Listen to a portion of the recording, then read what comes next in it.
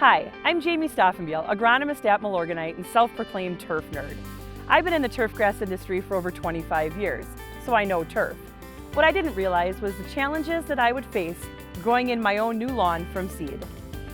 In this video and blog series, I'll take you through my experience and what I've learned in the process.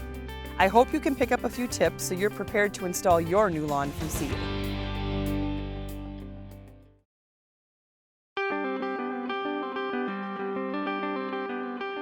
Last fall, the weather was out of control.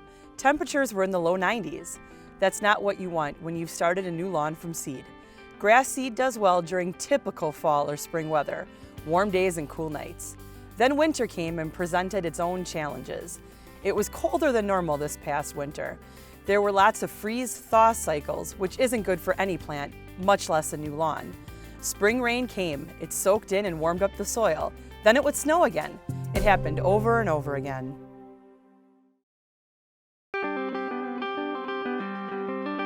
We had some gray snow mold, but it grew out quickly.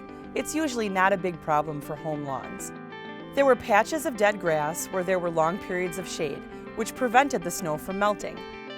Spring also revealed several dog spots. Although it's not a turf disease, it's something every dog owner with a lawn knows. Aside from that, our lawn did pretty well.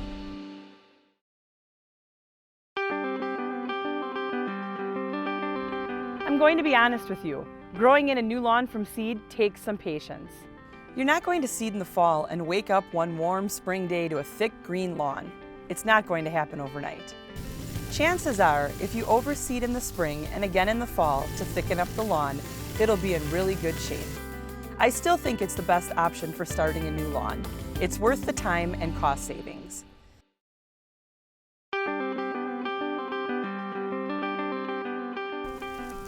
Overseeding, which is simply spreading grass seed over an existing lawn, will improve the density and color of the lawn and fill in bare patches. When choosing grass seed for your new lawn or overseeding, you'll want a mix of species. Each has different characteristics. We used a mix of Kentucky bluegrass and ryegrass because it does well in our area.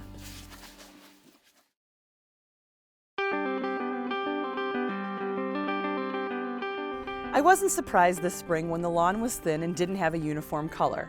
There was a lot of light green ryegrass, but only patches or stripes of bluegrass. Either it didn't germinate because we couldn't keep up with the watering, or it was just too hot. I noticed in some areas that the seed didn't germinate last fall. It sat dormant over winter. Now it's germinating and filling in nicely. This spring I used a bluegrass blend to overseed to thicken the lawn and get the overall color I wanted.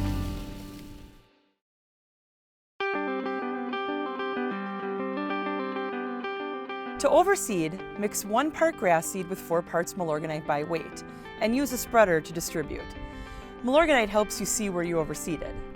And because it's a low nitrogen fertilizer, it won't provide too much nitrogen, which can cause top growth at the expense of establishing a strong root system. It also won't burn the young seedling.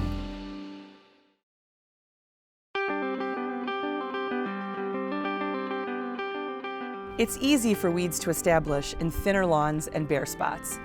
The best method of weed control is a thick, healthy lawn, which is why overseeding several times is recommended. My lawn doesn't have too many weeds right now, but I know there'll be more. There's an empty lot next door and the weeds thriving there will make their way to my lawn.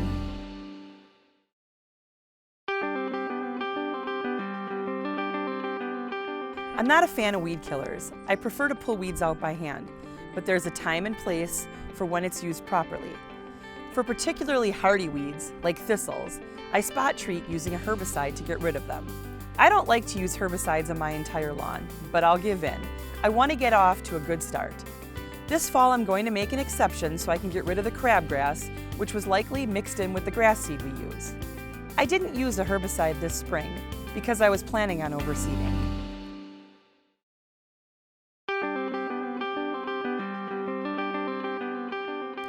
Newly seeded soil is going to settle, so I had a few low-lying areas that I top-dressed using a mixture of Milorganite, grass seed, and topsoil. I spread the mixture and gently raked it in. I also top-dressed areas where the seed didn't take very well and where the grass died. Now I need to water to keep the soil damp until the seed germinates.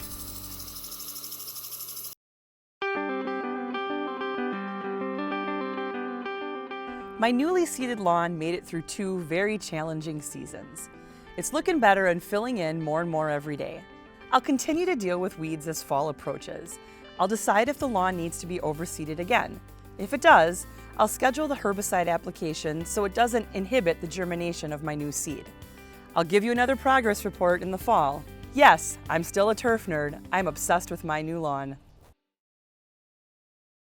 Go to our website and see the blog posts that accompany this video series. And stop back to see the next video in the series and hear more about my adventure of starting a new lawn from seed.